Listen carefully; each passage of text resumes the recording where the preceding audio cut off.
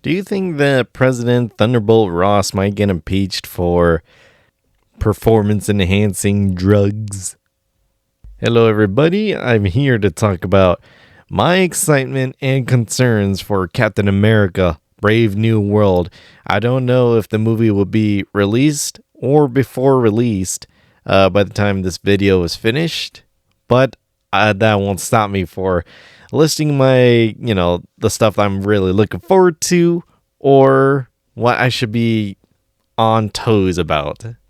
Now let's just get into it because I wrote down a rough treatment and I don't know if you guys are going to agree or make sense of it or even just bash on it. I don't know. I just felt like sharing my thoughts on this matter.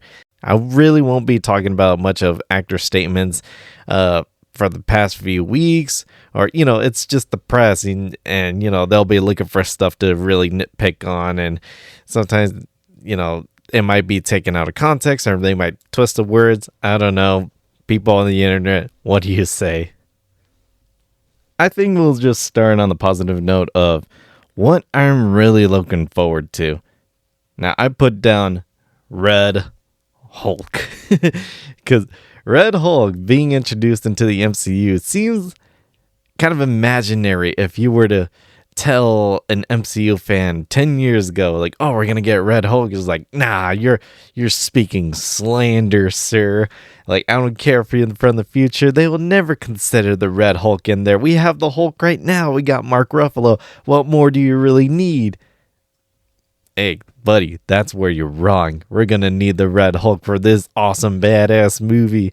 I don't know if this movie will turn out great. I don't know. I'm looking for a nice, fun action flick at this point because there's excitement levels are going up and down, very mixed bag. I don't know if it's gonna perform well. Although for my case, I really want to walk into the movie, just be entertained.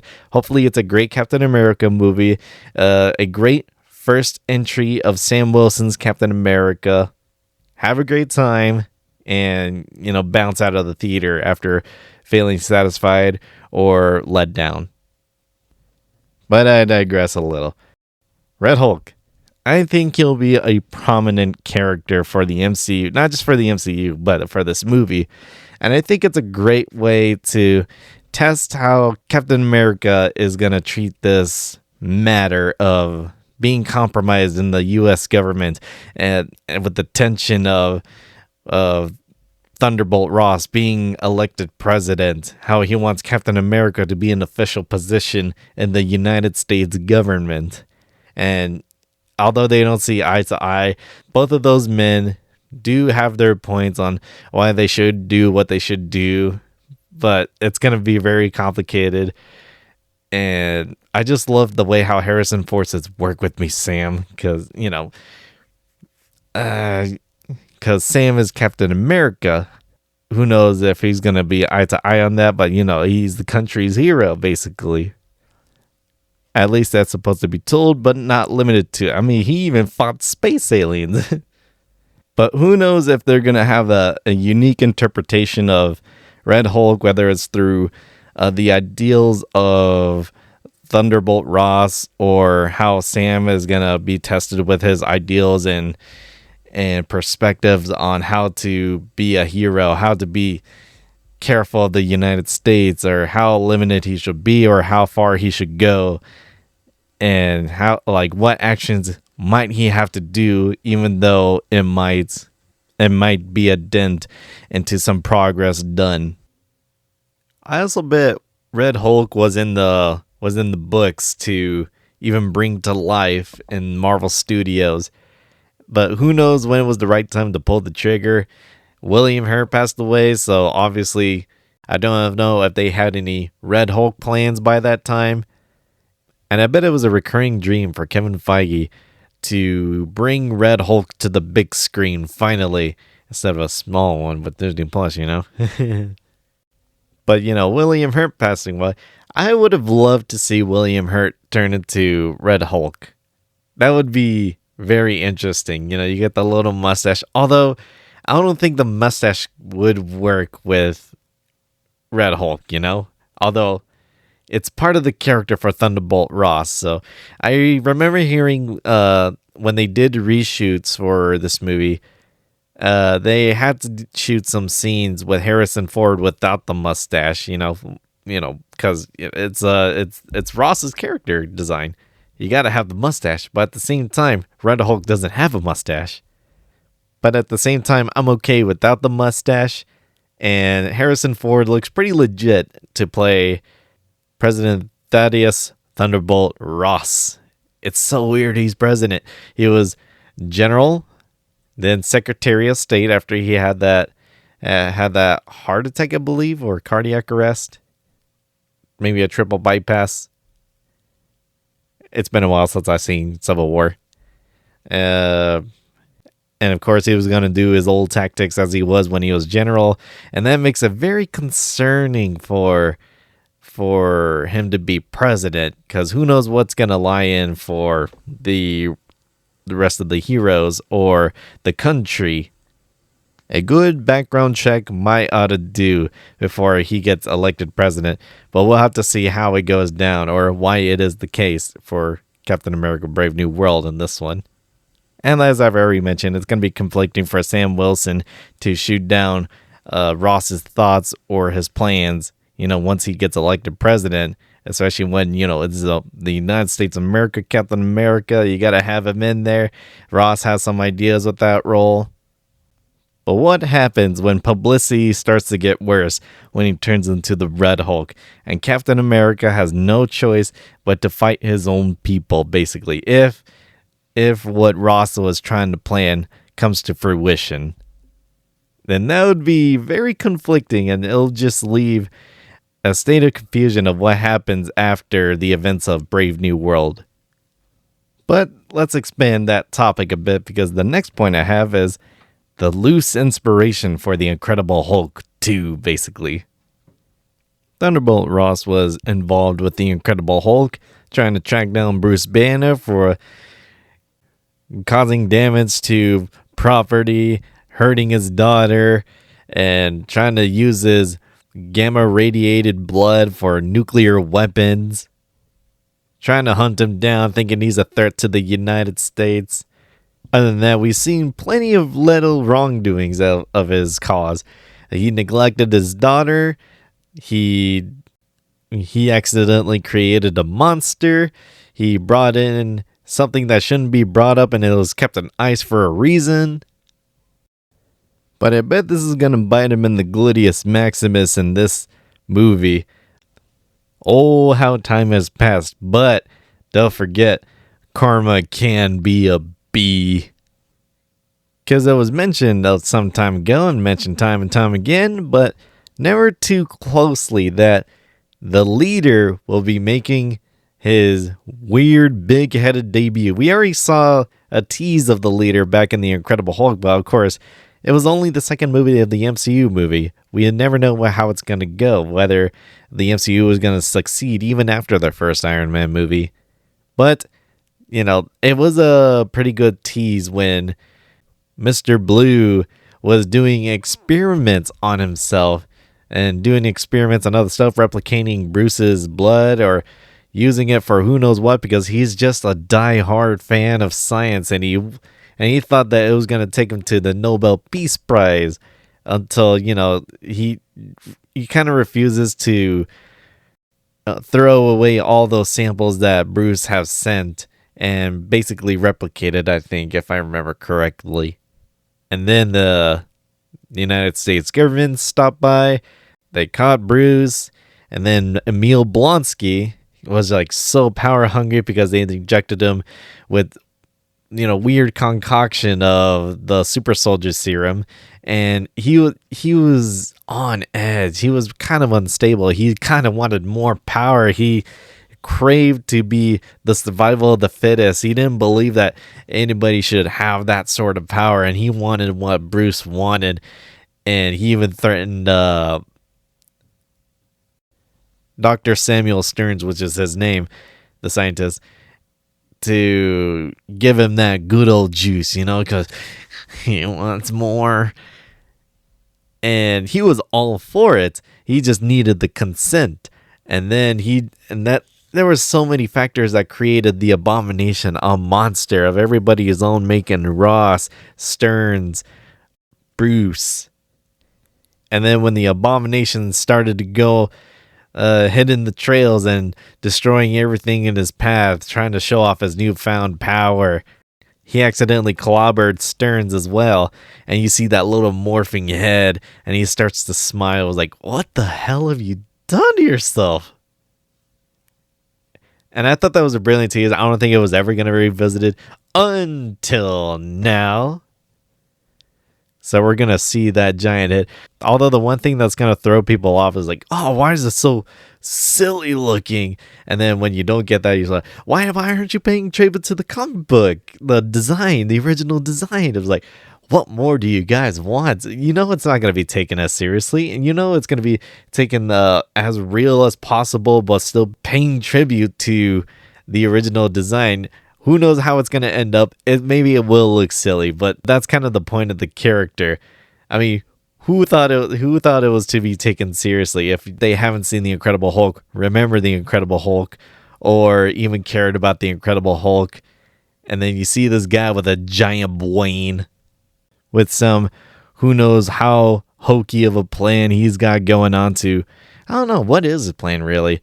Because he's going to get involved, but I don't know how much. And considering or who knows how many threats might join his cause, because you also got Giancarlo Esposito's character from the Serpent Society, which is a main Captain America threat. You got to have that in there, because why not? And there's also rumors of Liv Tyler reprising her role as Dr. Elizabeth Betty Ross, who we haven't seen in The Incredible Hulk as for live action. And as for animation, we saw bits and pieces of her in an episode of What If, when there was a mysterious killer. Somebody's trying to take down the Avengers before they even become the Avengers. And oh my god, the Hulk was just gruesome. I'd never seen a death like that before. And it was inventive too.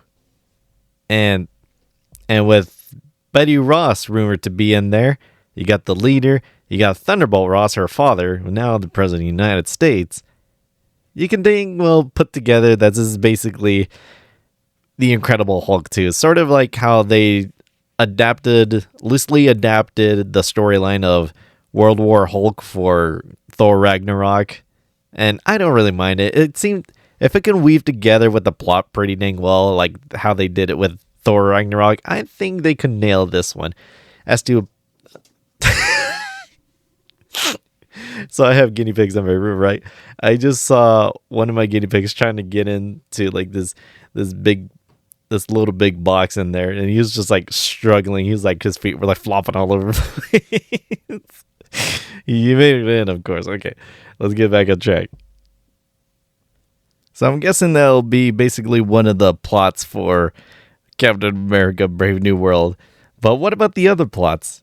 I mean, this thing is going to be so intertwined with many plots. I'm betting it's going to be somewhat of a messy movie, but flub me sideways if it turns out pretty dang good. Because one of the other plots they have going for Brave New World is how they discovered adamantium with the abandoned creation of that one Celestial that the Eternals helped stop. Oh, man.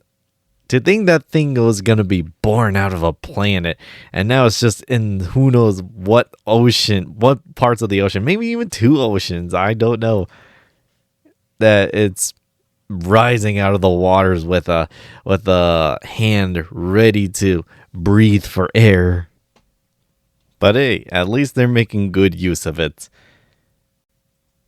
And of course, since it's there, it's exposed. I bet people want to get their hands on it, since it's possibly, in this reality, a lot more stronger than vibranium, because it kind of seems to be the case in some previous iterations here and there. And I bet the U.S. wants a good piece of cake on that one. And the Wakandans, I bet they're pretty comfortable with their vibranium. But I wonder what other folks are going to try and get their hands on. You don't want it in the wrong hands, or else it'll be weapons of mass destruction for World Order, or in fact, that was the previous title for Captain America 4, which was New World Order, brother. But who knows what the reason was to change the title. I bet it wasn't to get made fun of as the NWO.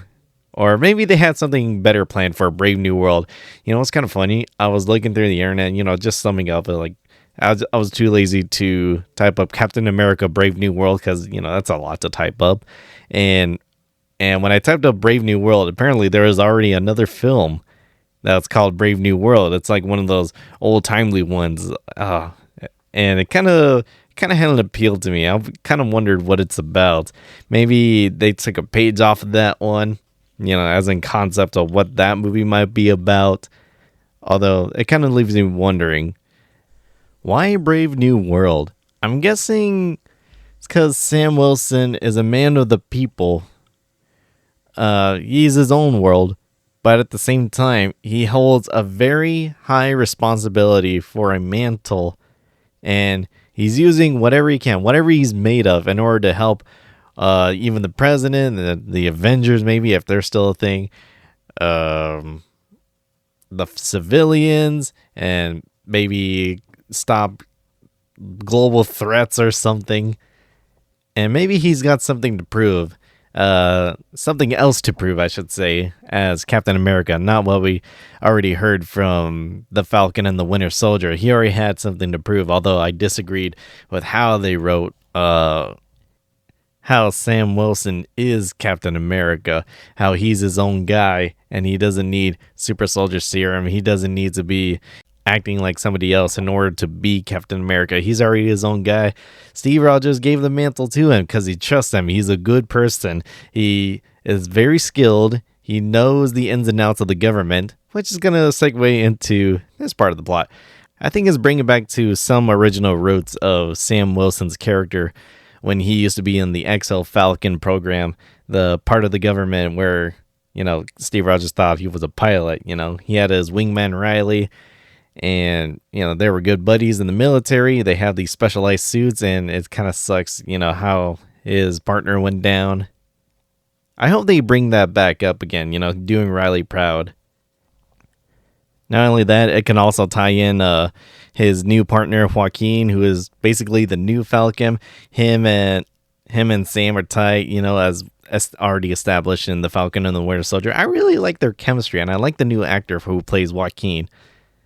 I just hope it really shines through, despite how messy or cluttered the plot might be, the story might be. I just hope that, you see, like, posts on Facebook or it'll be, get somebody who has your back as much as Joaquin does to Sam, whether you have Captain America and Falcon or not. Sort of beyond partners. They're bros. They're teammates. And not only that, it'll have this like unique rhyme to how Sam Wilson got into the MCU, how he got into the Captain America franchise, a Captain America character.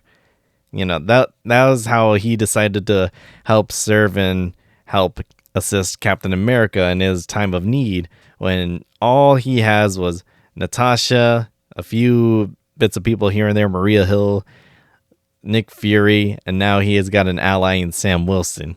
And now you got Joaquin as his buddy, the new Falcon, and you got Captain America. And I hope that there's this little character arc with Joaquin where, he's having a hard time. Maybe he might be struggling to piece together how to be the Falcon, what's basically a new mantle similar to Captain America. And he's trying to figure out how to put the pieces together. He knows how to work the machine, but how does he operate like Falcon? Or give a new definition to that. Falcon used to be one guy, and now it's passed on to another person. How do you make it Falcon? What does it mean to be Falcon? Look at me doing manosphere stuff.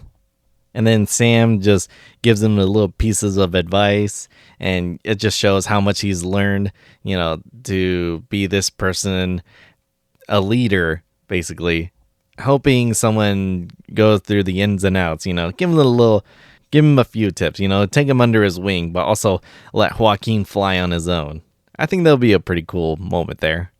I think it'll be a pretty cool moment for Joaquin there, because that's how Sam was when he was trying to learn how to responsibly take up the mantle as Captain America in his own way.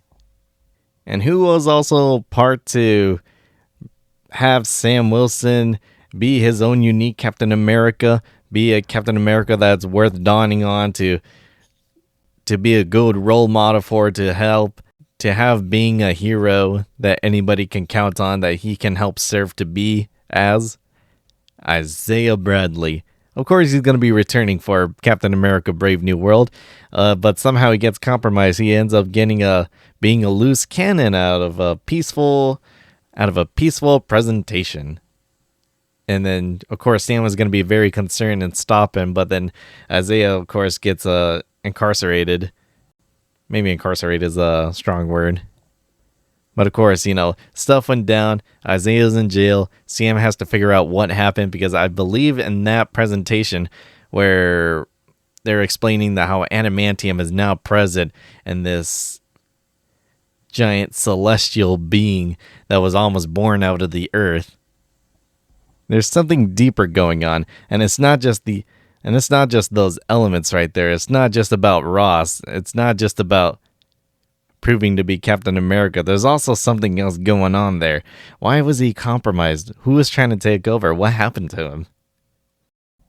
And because of that, Sam was trying his best to help, but at the same time, it challenges him, because he's got his ideals for a war hero. A war hero finally got his recognition, whether the whole world knows it or not. His own recognition, but then he ends up doing unlawful acts that got him put away, and Sam was trying to get him out. But at the same time, how do you defend someone who is super strong and does such a unlawful act like that?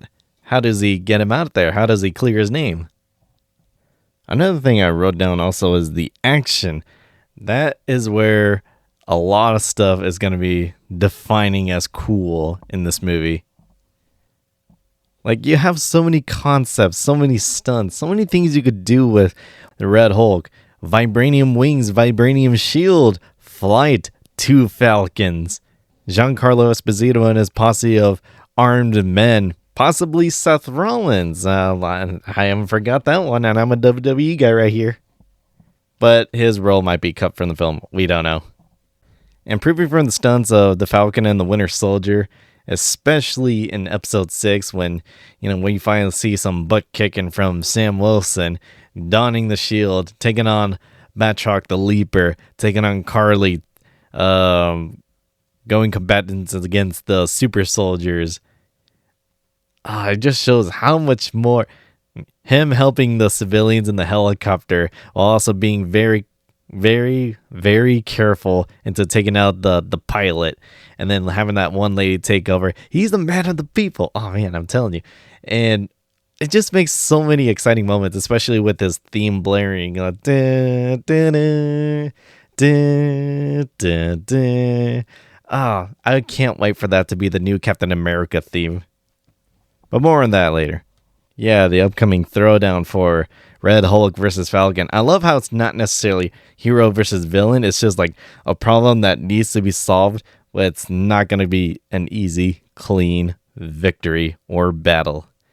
Like, Ross needs to be stopped as the Hulk because, a rampaging monster. You can't have that, especially in the White House, especially when he's the president. Sam has to deal with him, but not kill him or do anything bad where, it might jeopardize his career as the president, or, might get on more of a bad side for Ross back when, more so than when he used to be when he was in the Avengers and they were being sought out, broke the Sokovia Accords.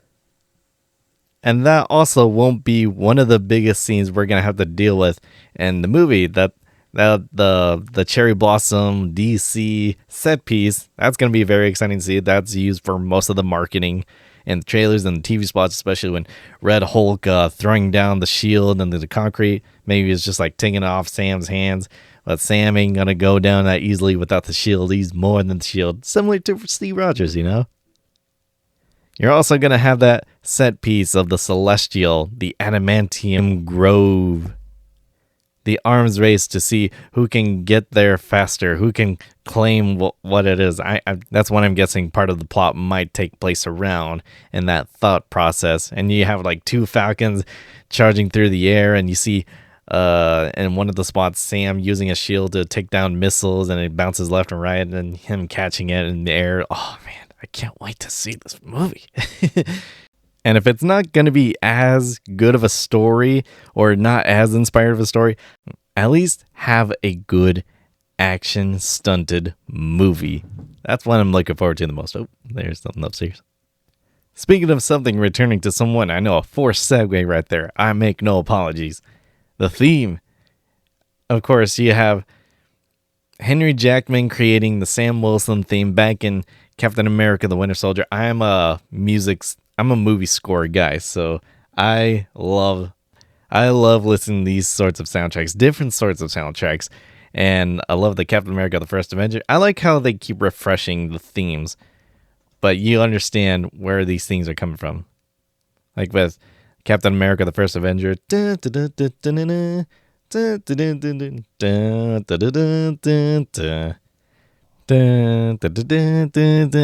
you get the rest. And then you got Captain America: The Winter Soldier. And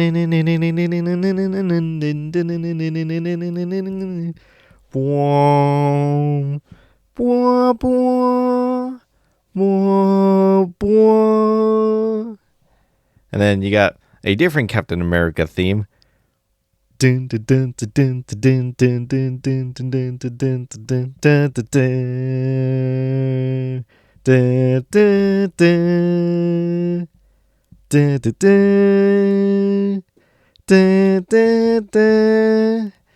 you believe that two different Captain America themes from the same guy who did Winter Soldier, Civil War, and The Falcon and the Winter Soldier? It was like, I didn't see the need to replace it, but I can kind of see the angle because they're two different movies. They're telling two different narratives, and I see the point there. And of course, he also went on to making the theme for Sam Wilson. You hear it all the way back when he was introduced. When he introduced his Falcon wings, saving Jasper Sitwell from that fall. You know, that fake fall, which was a very badass moment. I'll say that. And then, of course, he spruced up the theme, when it comes to the Falcon and the Winter Soldier theme, which was Louisiana Hero, the title of the track. And I love that one so much. It shows more of the roots of, I almost said Anthony Mackie, Sam Wilson, and where he comes from, what's sort of his background,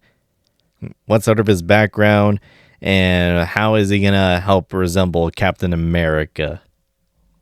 But Henry Jackman will not be returning to score Brave New World, which kind of makes me sad. But Henry Jackman will be replaced by Laura Karpman, who did the What If series, the score for the What If series, and she is pretty adaptable. So she doesn't just take it. She puts a little spin to it, like the Avengers theme, for example, and does the usual Avengers theme blare. She's pretty adaptable, and that's where her biggest strength comes in there. But just because she's very adaptable, that doesn't mean she can't do anything original. And she provided a lot of that for many of the What If episodes. At least it gets you synced into those scenes, the episodes, the told stories that the watcher is trying to, tell.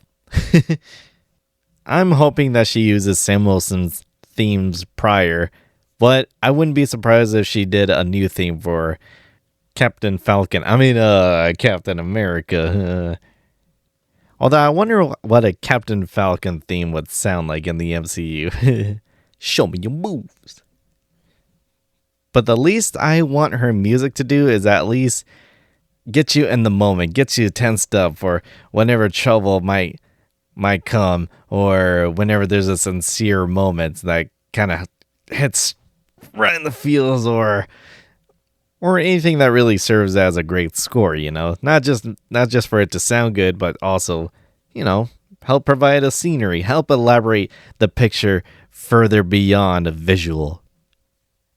And I think that just wraps about up for my excitements for this movie.